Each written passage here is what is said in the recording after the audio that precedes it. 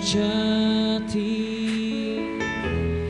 di hadapan tatamu,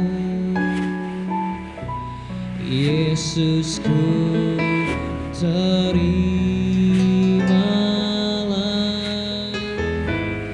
korban syukurku ini yang mengalir di hatiku sebagai persembahanku.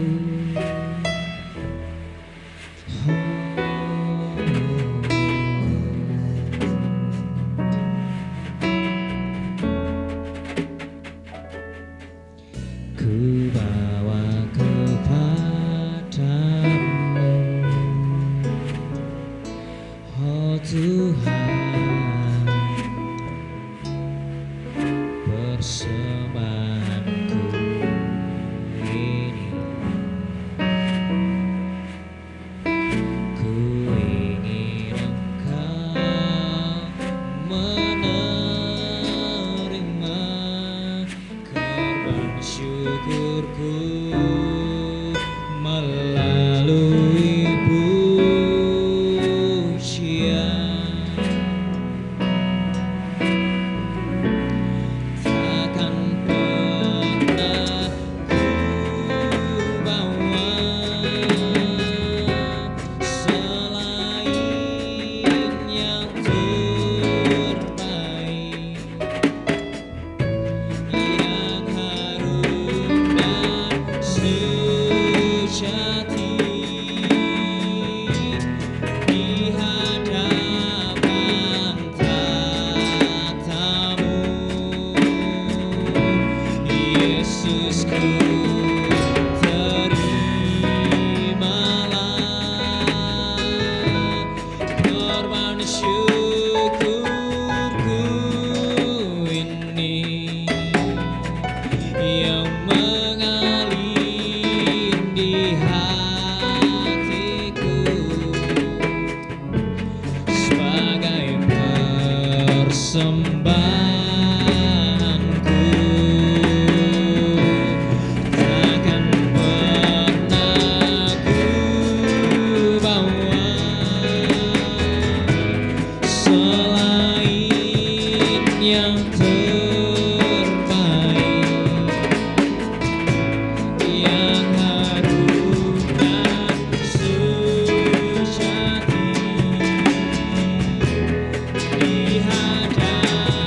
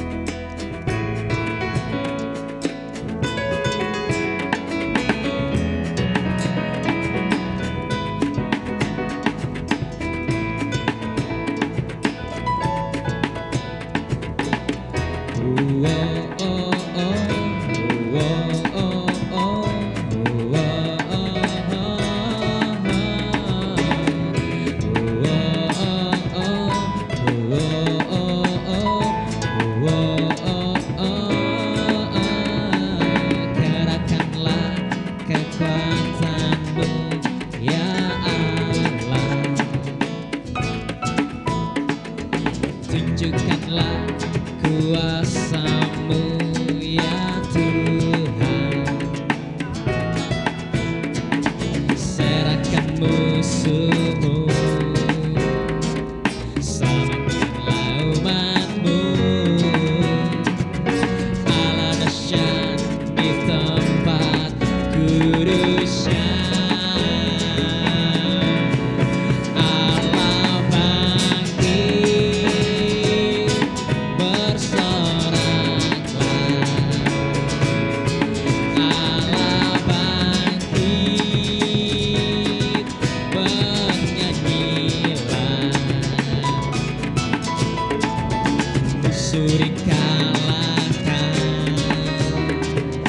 umatnya dibebaskan. Allah dahsyat di tempat kudusnya. Oh, oh, oh. Oh, oh, oh.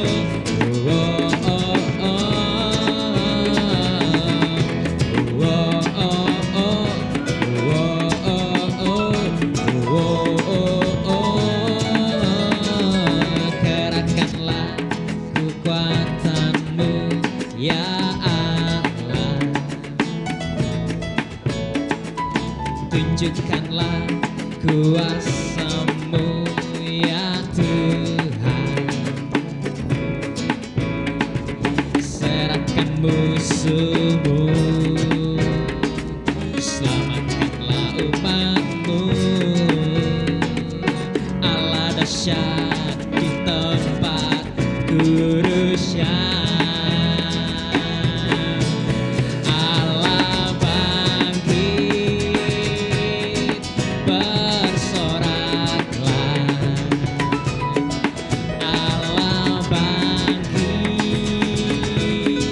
bernyanyilah, musuh dikalahkan, umatnya dibebaskan.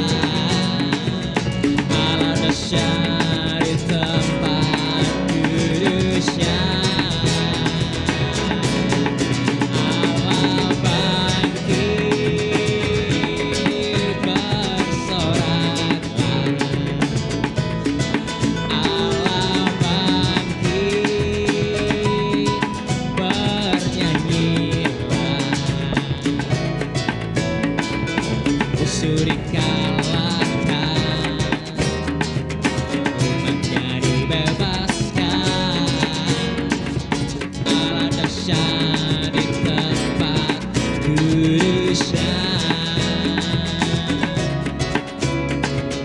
Allah dahsyat di tempat kudusnya, Allah dahsyat di tempat kudusnya. Oh, oh, oh. Oh, oh,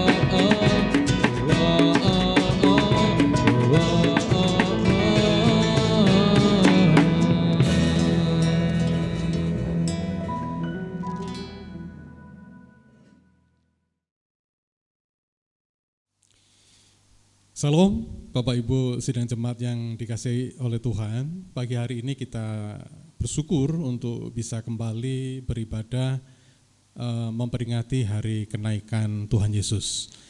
Pagi hari ini saya ingin mengambil satu tema tentang menanti janji pemulihan. Saya akan bacakan teks kita di dalam Kisah Para Rasul pasal pertama ayat 12 sampai dengan ayat yang ke-14. Demikian firman Tuhan. Maka kembalilah rasul-rasul itu ke Yerusalem dari bukit yang disebut Bukit Zaitun, yang hanya seperjalanan Sabat jauhnya dari Yerusalem. Setelah mereka tiba di kota, naiklah mereka ke ruang atas tempat mereka menumpang. Mereka itu ialah Petrus dan Yohanes, Yakobus dan Andreas, Filipus dan Thomas, Bartolomeus dan Matius, Yakobus bin Alfius, dan Simon orang Selot, dan Judas bin Yakobus. Mereka semua bertekun dengan sehati dalam doa bersama-sama dengan beberapa perempuan serta Maria ibu Yesus dan dengan saudara-saudara Yesus. Bapak Ibu yang dikasihi oleh Tuhan, berbicara tentang kenaikan Tuhan Yesus tidak lepas dengan berbicara tentang janji. Kenapa? Karena beberapa saat sebelum Tuhan Yesus naik ke sorga, Dia telah memberikan janji kepada murid-muridnya agar mereka tinggal sebentar di Yerusalem untuk menerima kedatangan atau turunnya Roh Kudus. Janji itu digenapi ketika terjadi hari Pentakosta. Itu sebabnya kalau hari ini kita bicara tentang kenaikan Tuhan Yesus terkait dengan menanti janji pemulihan, itu sangat relevan sekali. Nah, Bapak Ibu yang dikasihi oleh Tuhan, ketika saya merenungkan teks akan cerita mengenai kenaikan Tuhan Yesus, ada beberapa hal, beberapa situasi yang saya pikir antara keadaan murid-murid Yesus pada waktu itu dengan kondisi kita saat ini ada beberapa kemiripan-kemiripan. Hal yang pertama yang ingin saya sampaikan tentang kemiripan-kemiripan situasi dan kondisi yang dialami oleh murid-murid Tuhan Yesus dengan kehidupan kita saat ini adalah sebagaimana murid-murid Yesus mengalami krisis pada waktu itu, bukankah saat ini kita juga mengalami krisis? Walaupun kita tahu bahwa faktor penyebab krisis itu tentunya disebabkan oleh faktor yang berbeda. Murid-murid Yesus mengalami krisis oleh karena mereka mengalami aniaya, mereka mengalami dikejar-kejar, pengejaran-pengejaran yang kadang-kala bahkan mereka harus mengalami kematian oleh karena aniaya-aniaya tersebut. Cerita ini, kisah ini, penganiayaan dan sebagainya, itu juga bisa kita pahami tentang kisah bagaimana murid-murid Yesus kemudian mengalami penyebaran, mengalami diaspora dan lain sebagainya. Itu krisis yang mereka alami. Bukankah saat ini kita juga mengalami krisis oleh karena pandemi yang kita semua nggak tahu kapan bisa berakhir. Tetapi yang ingin saya sampaikan adalah kesamaan akan krisis itu berdampak pada tekanan-tekanan yang saya pikir mirip. Mereka stres mungkin, mereka mengalami kecemasan, mereka mengalami ketakutan. Di dalam beberapa bagian Alkitab disebutkan bahwa mereka harus bersembunyi di ruang-ruang yang tertutup, pintunya dikunci, dan lain sebagainya. Hari ini kita juga mengalami tekanan-tekanan yang seperti ini. Ketakutan, stres, seakan-akan kita nggak ngerti mau berbuat apa. Ini semua yang saya katakan bahwa kondisinya ketika murid-murid mengalami peristiwa kenaikan Tuhan sama kayak kita mengalami kondisi krisis pada saat ini. Kesamaan-kesamaan ini menjadikan pembelajaran buat kita. Pertanyaannya adalah, apa yang dilakukan oleh murid-murid Yesus pada masa itu dan apa yang harus kita lakukan untuk kita bisa bertahan menghadapi krisis seperti ini. Nah, itu sebabnya yang kedua saya mau katakan, ketika mereka mengalami krisis, sebagaimana murid-murid berkumpul di dalam tempat-tempat tertentu, berkumpul di dalam komunitas mereka, bukankah kita juga saat ini juga harus berkumpul dengan keluarga kita, bahkan yang seringkali kita dengar istilahnya kita harus stay at home, tinggal di rumah.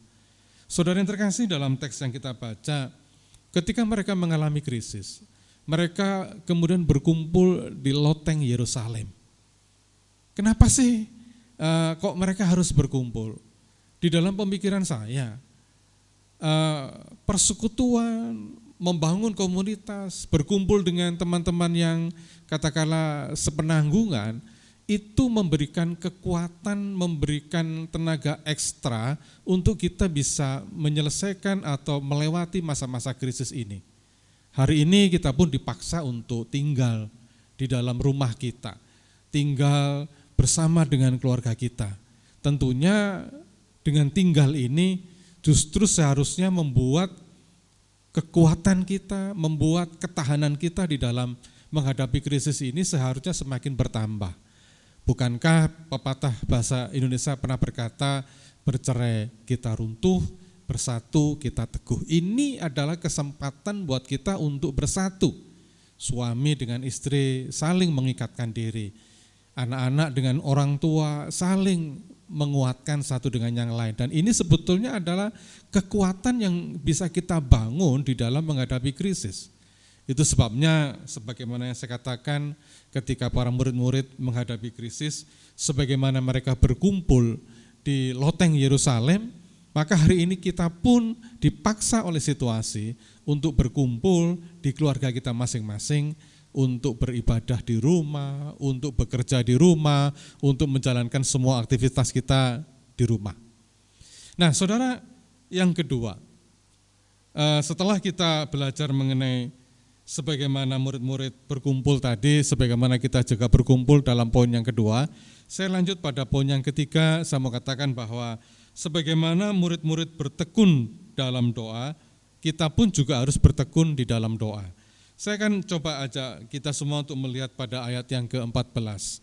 Ayat yang ke-14 berkata begini, mereka semua bertekun dengan sehati dalam doa bersama-sama dengan beberapa perempuan serta Maria ibu Yesus dan dengan saudara-saudara Yesus. Saudara, perhatikan baik-baik. Sebagaimana murid-murid Tuhan ketika menghadapi krisis, mereka bertekun di dalam doa, maka sebaiknya kita juga begitu. Ketika kita menghadapi krisis, sebaiknya lah, menurut teladan murid-murid ini, kita juga harus bertekun di dalam doa. Kesempatan kita untuk stay at home, kesempatan kita untuk tinggal di rumah, itu bukan sekedar kesempatan untuk melakukan berbagai macam aktivitas yang seharusnya kita kerjakan, tapi itu juga kesempatan buat kita untuk membangun kedekatan kita dengan Tuhan, membangun keintiman dengan Tuhan.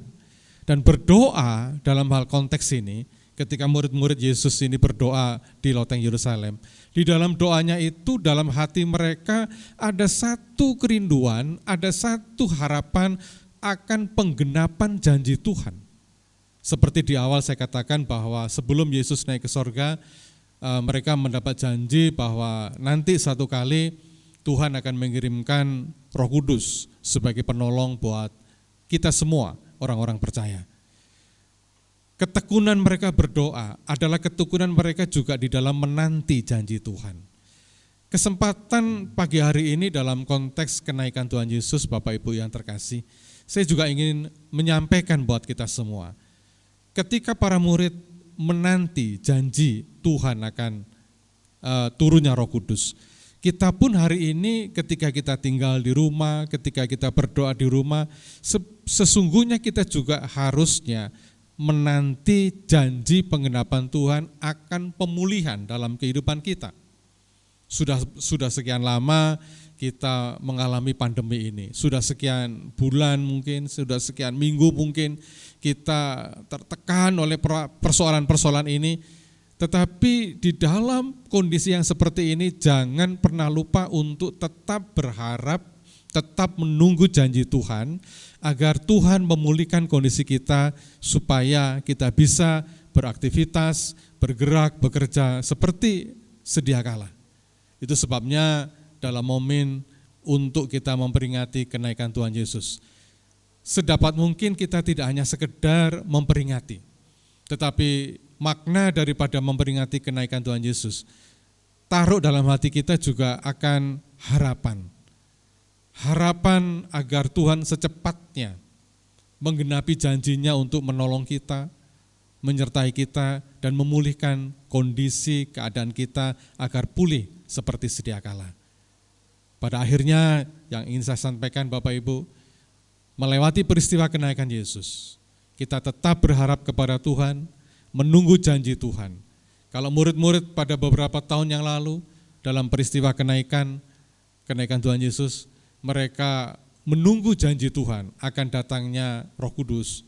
Hari ini kita semua tahu bahwa Roh Kudus sudah hadir bersama dengan kita. Tetapi dalam momen kenaikan Tuhan Yesus pada kesempatan hari ini, mari kita menunggu pemulihan janji dari Tuhan. Kita tetap berharap bahwa Tuhan akan menolong kita sehingga kondisi akan pulih seperti beberapa hari yang lalu, pulih seperti sedia kala, dan penyertaan Tuhan melimpah dalam kehidupan kita. Inilah yang bisa saya sampaikan Bapak Ibu sidang jemaat yang dikasihi oleh Tuhan. Kiranya Tuhan memberkati kita semua. Salam. Amin. Kita akan berdoa Bapak Ibu untuk firman Tuhan, kita tunduk kepala. Kami mengucap syukur Tuhan untuk semua kebaikan-Mu. Biarlah sebagaimana murid-murid pada masa beberapa waktu yang lalu dalam peristiwa kenaikan Tuhan Yesus, mereka menantikan janji akan Roh Kudus. Hari ini pun dalam peristiwa kenaikan Tuhan Yesus, dalam memperingati kenaikan Tuhan Yesus, kami pun menunggu janji pemulihan yang pasti akan Kau berikan buat kami semua, sehingga kondisi seluruh dunia dipulihkan dan nama Tuhan dipermuliakan. Haleluya. Amin.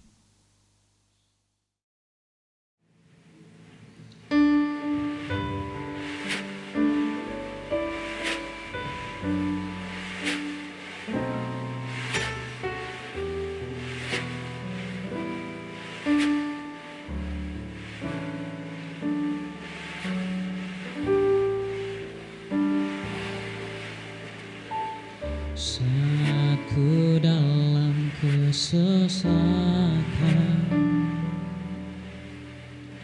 yang ku harap hanya Kau Tuhan. Saat badai hidup menerpa, masih ada Tuhan bagiku.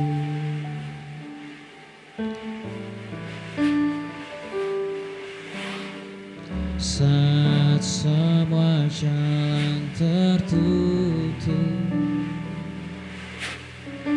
tiada yang sanggup menolong. Saat air mata tercurah, masih ada Tuhan bagiku.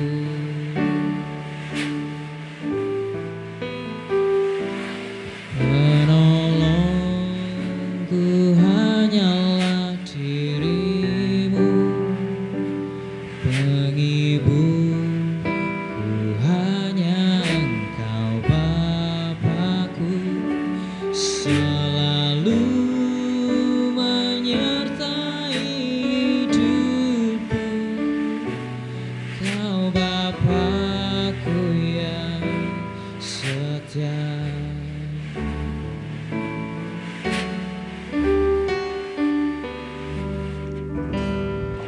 Saat semua jalan tertutup, tiada yang sanggup menolong. Saat air mata tercurah, masih ada Tuhan bagiku. Penolongku hanya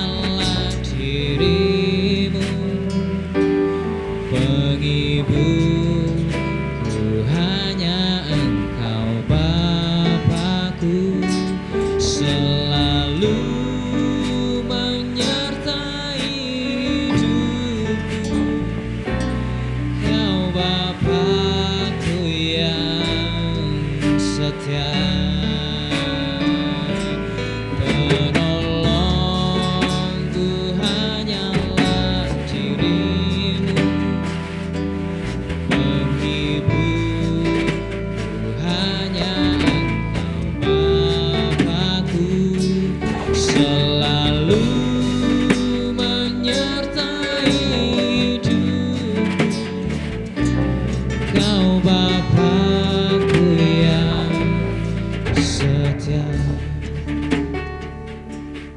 menolongku hanyalah dirimu, penghiburku hanya Engkau Bapakku, selalu menyertai hidupku.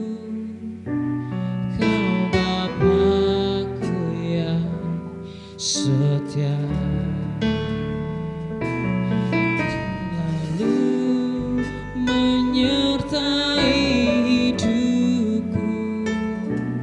Kau Bapakku yang setia,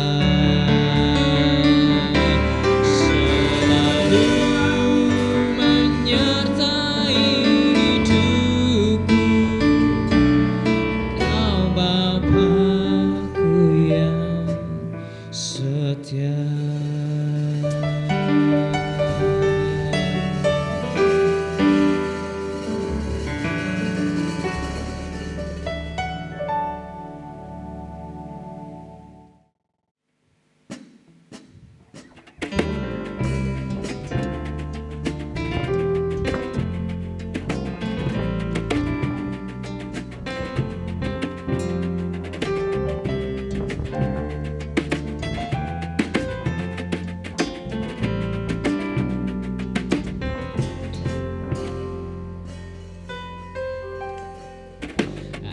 Ajakku berdiam dekat di hatimu, di saat ku berpaling temukan cintamu. Di sana kau menanti untuk bawaku lagi bersekutu dalam damai yang sejati. Oh, ku damba hadirmu. Oh, inilah rinduku. Hidupku hanyalah untukmu, segenap hatiku tajuk akan kebaikanmu. Nafasku menceritakan kasihmu, ajarku berdiam dekat di hatimu.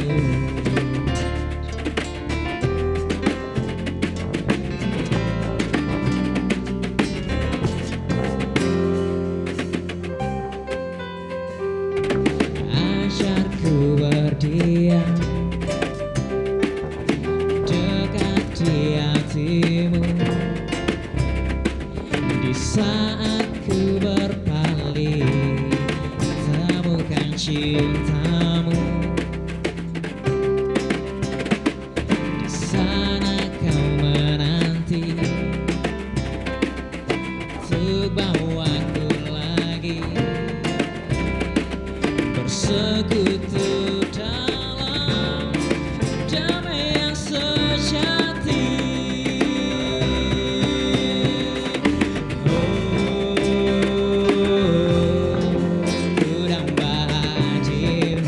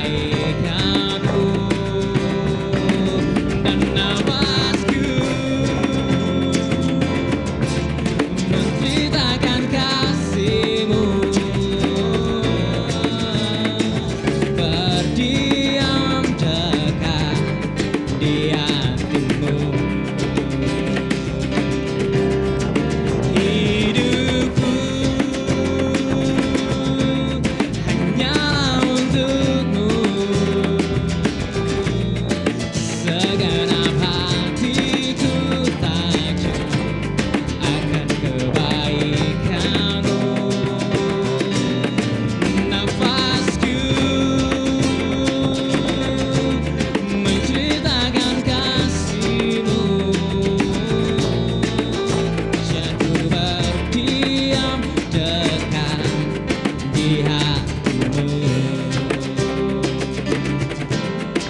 Ajarku berdiam dekat di hatimu. Ajarku berdiam dekat di hatimu.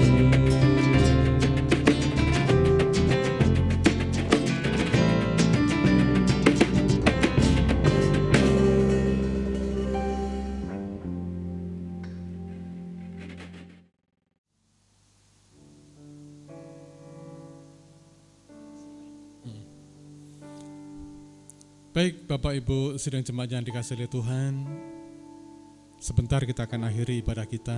Mari kita tunduk kepala, kita berdoa, dan terimalah sekarang segala berkat yang daripada Tuhan. Sidang jemaat yang dikasihi oleh Tuhan, terimalah sekarang segala berkat, rahmat dan anugerah dari Allah Bapa kita, cinta kasih dari Tuhan Yesus Kristus, persekutuan dan penghiburan dari Roh Kudus, kiranya memberkati kita semua dari sekarang sampai selama-lamanya. Haleluya, amin.